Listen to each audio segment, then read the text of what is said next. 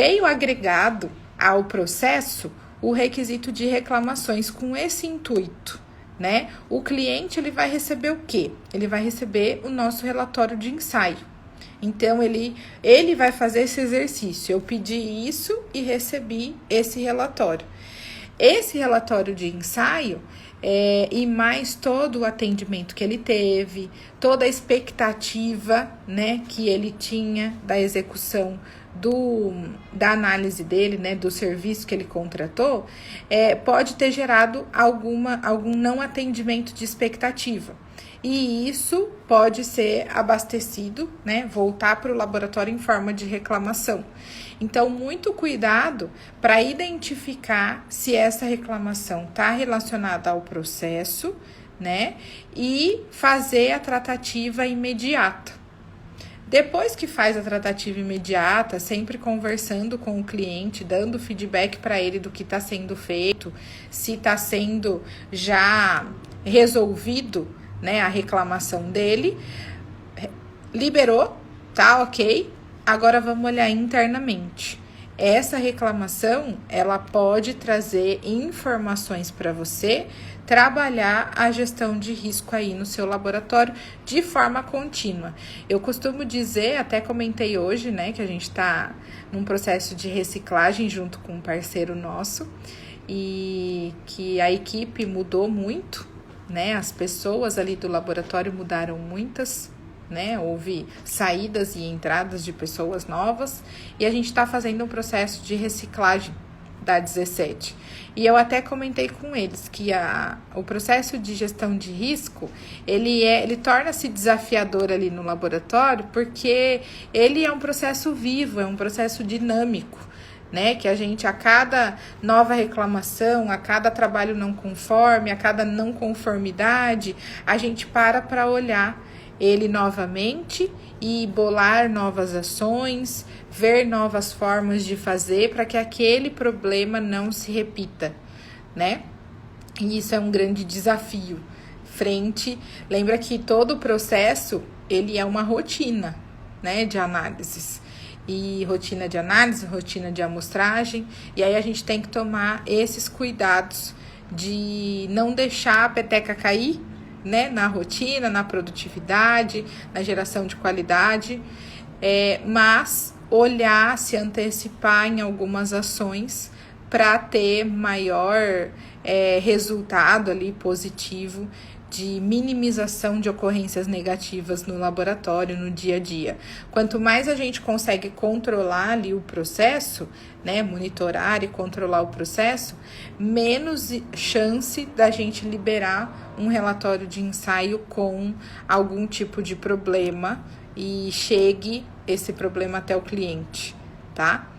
Então, dentro desse mesmo conceito, a gente tem o trabalho não conforme. A reclamação, o cliente já recebeu, já houve uma insatisfação ali decorrente de algum assunto, né?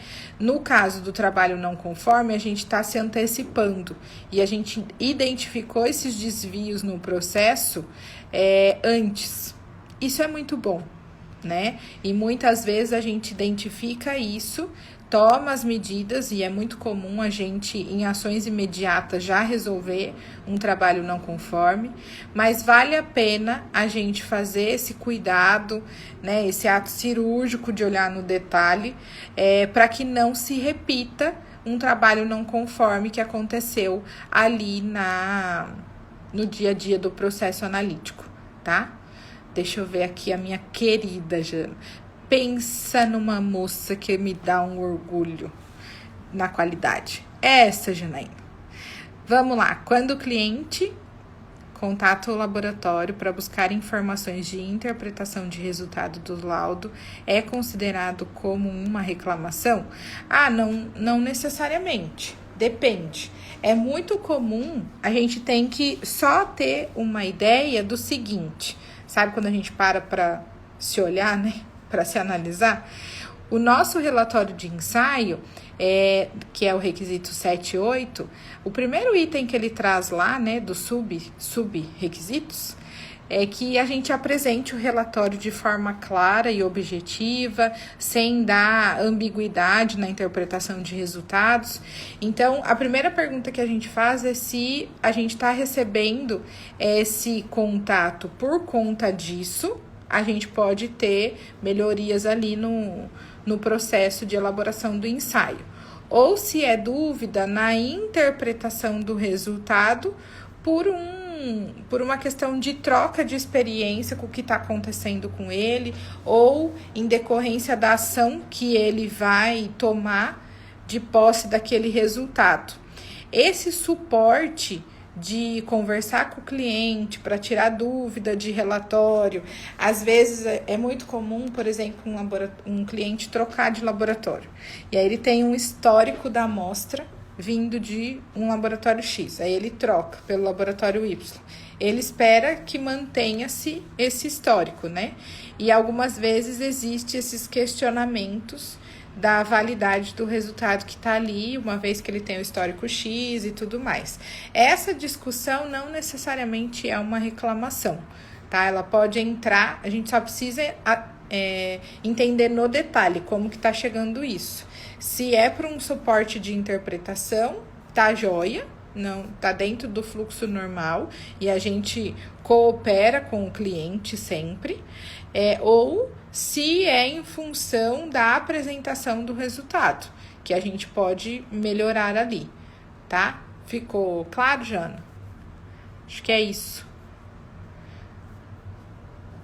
Qualquer dúvida pode mandar aqui para nós, que eu vou responder com melhor boa vontade do mundo.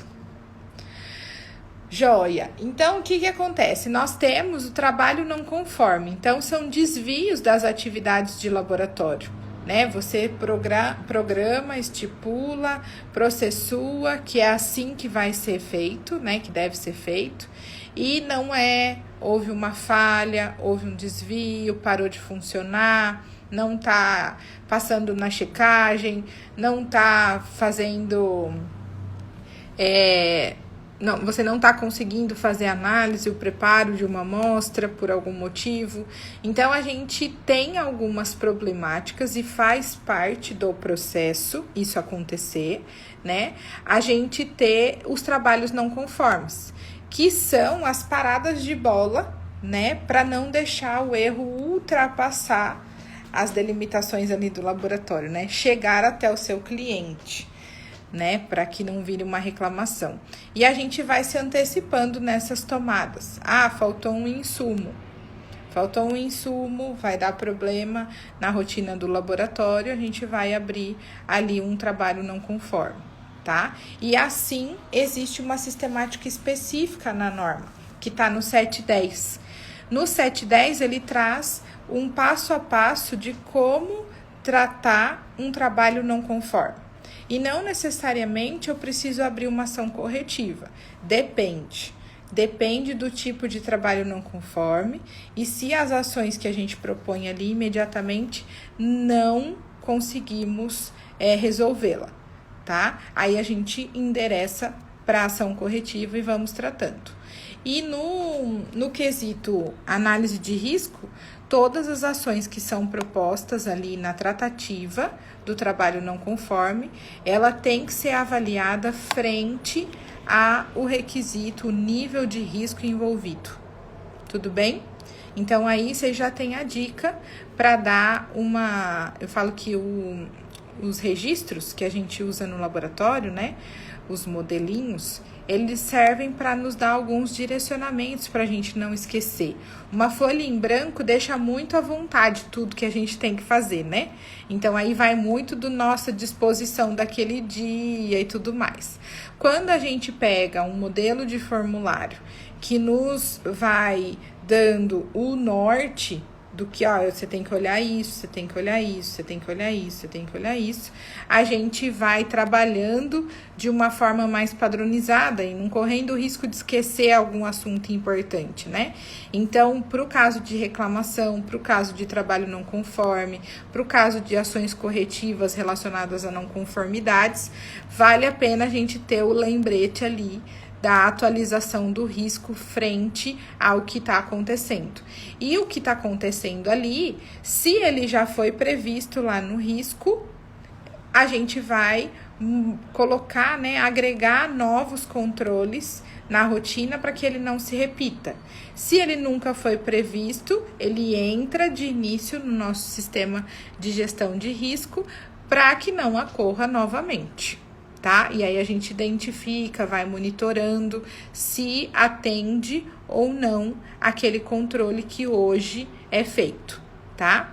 Eu só queria reforçar uma coisa bastante aqui com vocês, que a gente, quando entra num processo de manutenção do sistema, o olhar crítico para cada uma das ferramentas existentes, o rever os conceitos, rever os processos, faz parte da manutenção do sistema.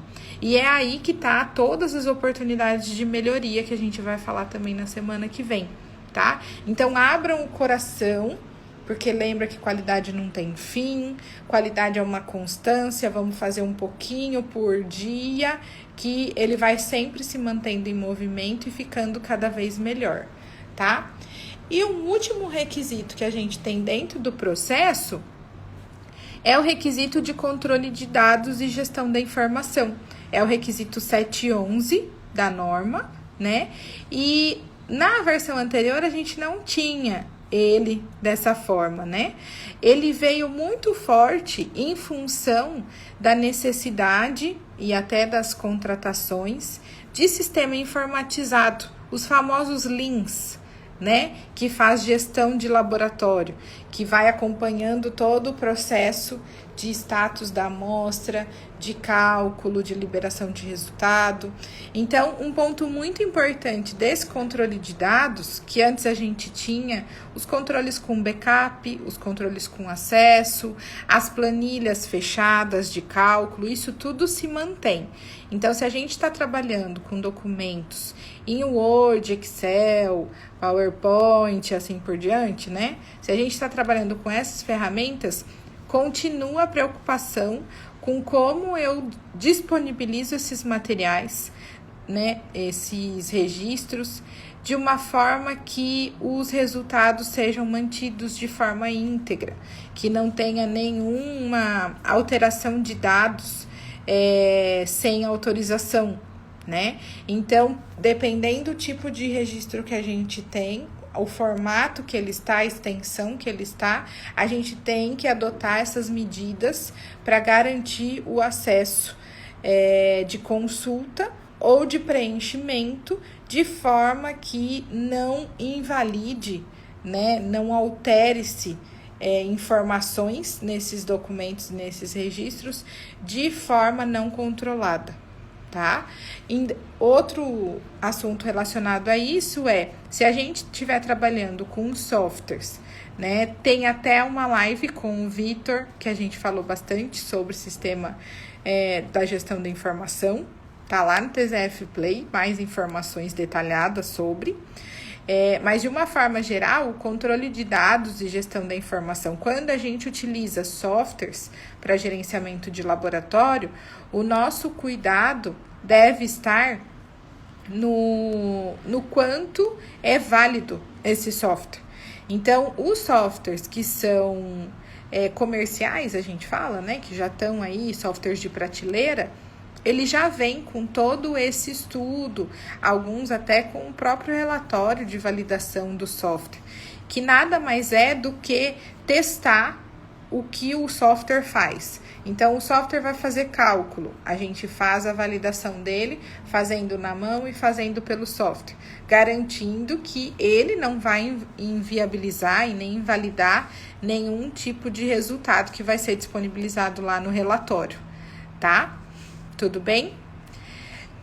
E o controle de acesso. Então, é muito comum a gente ter os níveis de acesso, né, ali no laboratório, no software, porque você, dependendo das suas funções, das suas atribuições, do seu cargo, você pode trabalhar tendo acesso à informação XYZ, a informação ABC, né, tudo para manter a integridade ali do sistema, tá?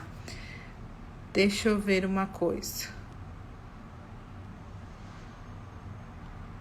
Vamos lá. Eu recebi 2 solicitações aqui de alguém que quer falar comigo.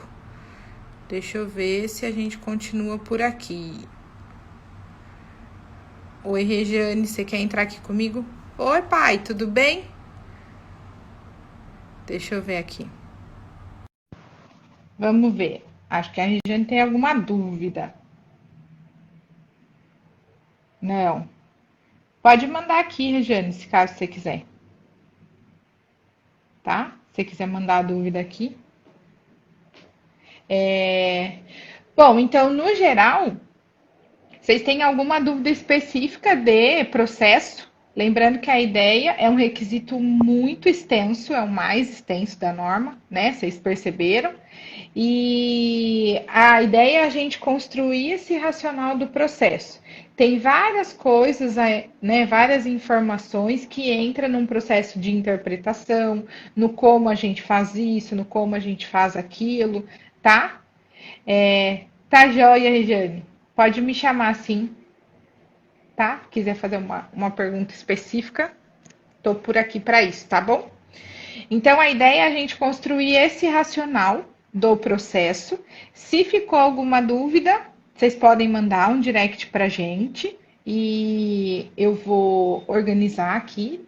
A gente tem mais um episódio na semana que vem. Vamos falar sobre sistemas de gestão, né? Os requisitos de gestão. Espero vocês aqui conosco. Se ficou alguma dúvida do processo, pode mandar para mim, que eu trago para vocês na semana que vem, ou respondo diretamente para vocês. E não deixem de seguir aqui no TZF Play todas as lives. A gente está recebendo bastante solicitação de tema, né? Então, eu já estou fazendo a listinha para a gente poder fazer essas abordagens, né, nos assuntos que foram passados. E para o ano que vem também estou preparando alguns cursos para vocês, mais específicos dentro de cada uma das ferramentas de qualidade, para que vocês tenham ainda mais conhecimento. Lembrando que quando a gente busca o conhecimento para ele solidificar aqui, a gente tem que passar por aquelas premissas, né? As 4 premissas. Eu busco o conceito, eu entendo a ferramenta ou construo uma ferramenta para esse conceito, eu organizo um processo, né? Como que vai ser feito o uso dessa ferramenta na rotina, estipulo periodicidade e aí a gente vai para o processo de execução. Lembrando que a execução ela pode ser nossa propriamente ou delegada a alguém. E aí entra todos os processos. Oi, Dani, sua linda!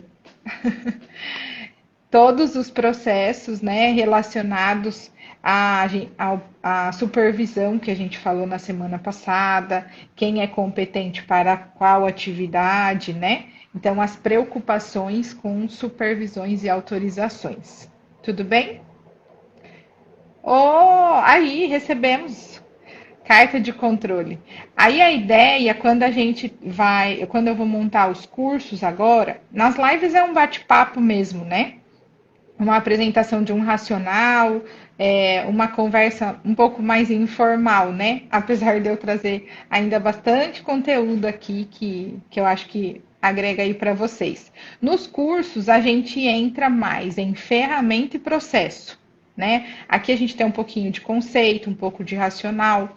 Lá, a gente vai trabalhar o como, né? Como é que eu faço isso? Como que eu interpreto a carta? Vamos tratar dado real. E um outro que eu queria até compartilhar com vocês me dão o feedback que eu estou querendo montar, é estatística aplicada à química analítica. Porque quando a gente fala de carta de controle envolve estatística, quando a gente fala de validação envolve estatística, quando a gente fala de ensaio de proficiência tem um pouco de estatística, quando a gente fala incerteza de medição, tem estatística, e eu falo que por vivência mesmo, né, no meu percurso profissional, o curso que foi, né, uma disciplina até, que foi um divisor de águas para mim, foi essa, estatística aplicada à química analítica. Porque a gente abre assim, sabe?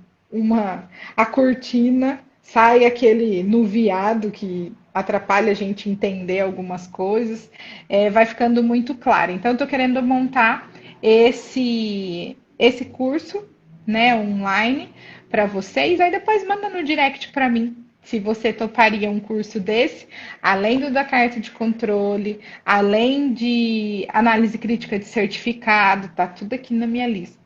Mas ele tem que ser preparado com foco na ferramenta e no processo, né? O como usar, como fazer, tá? Jana, obrigada pela dica aí, viu? Gente, ficou mais alguma dúvida do processo? Tá tudo bem? Sim, gostaram desse racional? Acima da gente se preocupar, né, com o que está dentro dos requisitos, a gente precisa entender aonde ele está inserido, né? Então, eu fiz até uma pergunta hoje no curso que eu estou ministrando, para quem já trabalhou num laboratório que tenha 17025 e um laboratório que não tenha 17025. A sensação de insegurança num laboratório que não tem, e eu nem estou falando de acreditado, né? Eu estou falando de ter o conceito ali colocado na rotina. É muito grande, né? Então, e a crescência, né, que a gente tem de laboratórios que estão buscando a 17025 é muito grande. Isso é muito bom, né? Porque é uma primeira padronização para ter um comparativo de resultados, né? Para ter um comparativo de desempenho, de competência mesmo. Então, é muito bem-vindo. Já teve, Regiane? Você leva um choque, né? Você fala, nossa, agora eu tenho resultado e eu faço o quê, né? Só libera? Né? Eu não preciso preencher nada, eu não preciso conferir nada. Então, gera essa sensação. Então, assim, antes do processo de interpretar os requisitos, a gente precisa se preocupar em levar esses conceitos para o laboratório, né? Entendendo esse racional. Então, um processo analítico ele sempre vai funcionar dessa forma. E a gente vai incluindo, né, algumas ferramentas ali para que você consiga evidenciar, demonstrar, monitorar, controlar, né? E ter aí a melhor performance, o melhor relatório com resultados totalmente válidos e confiáveis. Ó, é um desafio no início, no processo de implantação, viu, Regiane? Porque a gente precisa criar coisas novas frente a atender um requisito da norma com a característica do seu laboratório. Então, é maravilhoso. Dá trabalho, é fato.